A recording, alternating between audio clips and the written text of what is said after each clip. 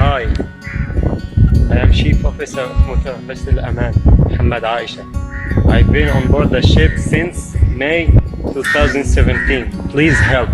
You can see some rodents, sometimes flies and mosquitoes. And the night it's like a grave. Why is it always seafarers like us who have to pay the price for such abandonment? Let's talk about that.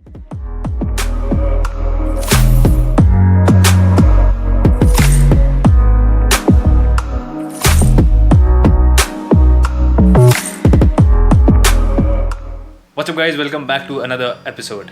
Mohammed Aisha, a chief officer, was stuck on motor vessel Aman for 4 years all alone. So I'm going to be addressing this issue with all the factual information. So don't forget to watch the video till the end. So in May 2017, MV Aman was docked in Adabiya port, which you can see over here in the map. This is a port in Egypt, and you can see just at the entrance of SUEZ Canal. This is the northbound channel. MV Aman was a Bahrain flag ship with the IMO number of this. The voyage information does not make sense because it has been stuck in Suez anchorage, the South Suez anchorage, for the past 4 years. And if you look at the builder, owner and manager, it is Tylos Shipping Marine Services, and the ship was built in 1999, so it is a very old ship. Now, as you saw over there, motor vessel Aman was a very old ship built in 1999. Hence, it had expired safety equipment and certificates. Now, a ship cannot sail further if it has expired certificates. That's as per laws and regulations. Mohammed Aisha was on board this ship for the past 2 months. Now, the ship was detained by the Egyptian government for not complying with the regulations in the South anchorage. So just for a reference, this is how a cargo ship safety equipment certificate looks like, and this is under the provision of International Convention for the Safety of Life at Sea 1974, which is SOLAS 1974 book, and it has to be complied with at all times. Without this certificate, the ship cannot move at all. MV Aman could not sail further, and this went up to the Egyptian court. Now the ship owner at this time has to make a decision, and in this case, the owner decided to abandon the ship. So Chief Officer Mohammed Aisha and rest of the crew had to stay on board for further investigation and inquiries. Now, as per the official report from the BBC, as you read over here, it should have been easy enough to resolve this, but the ship's Lebanese contractor failed to pay for the fuel, and MV Aman's owner in Bahrain were in financial difficulty. Now please tell me in the comment section who pays the price for such a situation in the end. With the ship's Egyptian captain ashore, a local court declared Mohammed, the ship's chief officer, the MV Aman's legal guardian. As you know, the second in command on ship is the chief officer after the captain. So the captain had left the ship, so naturally it came onto the shoulders of Mohammed Aisha. So Mohammed, who was born in Syrian Mediterranean port of Tartus, says he wasn't told what the order meant and only found out months later as the ship's other crew members started to leave. This in fact is a great learning for all of us. So we know that whatever we sign, a contract, a bond, anything has to be read thoroughly and understood before proceeding with that final signature. That still doesn't justify Mohammed Aisha's abandonment and isolation on the ship. That being said, Mohammed Aisha's passport was now seized with the Egyptian government so that he cannot leave the ship. The only possible way he could leave the ship is if someone bought the ship or someone came and replaced him as the legal guardian of MV Aman. So in the month of March 2019, roughly 2 years later, MV Aman was caught in rough weather where she drifted all the way from the south anchorage where she was originally anchored. I'll just show you somewhere here, and drifted all the way till here. And if we zoom in, you can still see MV Aman grounded just near the coast, roughly 100-200 meters from the coast.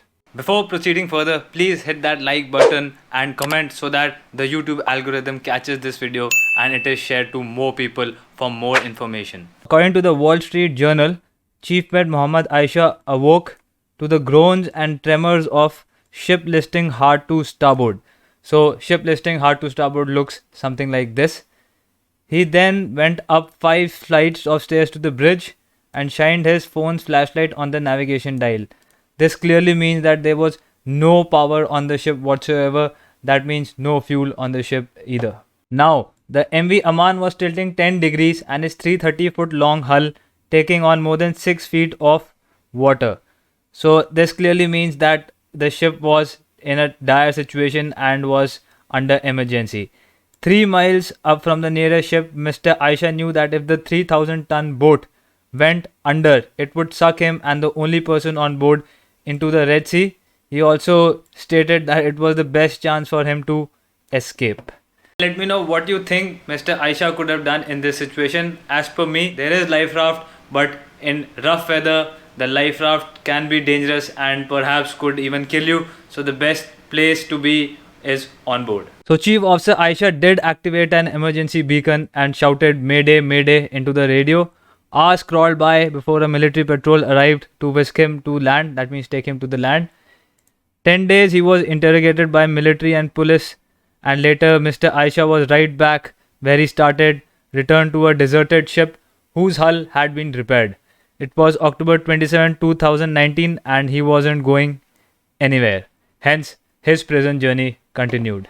So in case if you all are wondering how he was able to send an emergency message, it's because on the ship we have 3 things which don't require the ship's power. First is EPIRB, which is Emergency Position Indicating Radio Beacon. Second is SART, which is Search and Rescue Transponder. And number 3 are portable VHFs, all run on a battery without the need of the ship's supply. Chief Officer Mohammed Aisha also mentioned that this particular drifting of the vessel was an act of God, since now he was able to swim ashore and get the relevant provisions and groceries for his survival. According to the ITF, the ship was without power and covered in insects and rodents. They said Aisha had to swim ashore to charge his phone and get groceries before returning to the ship.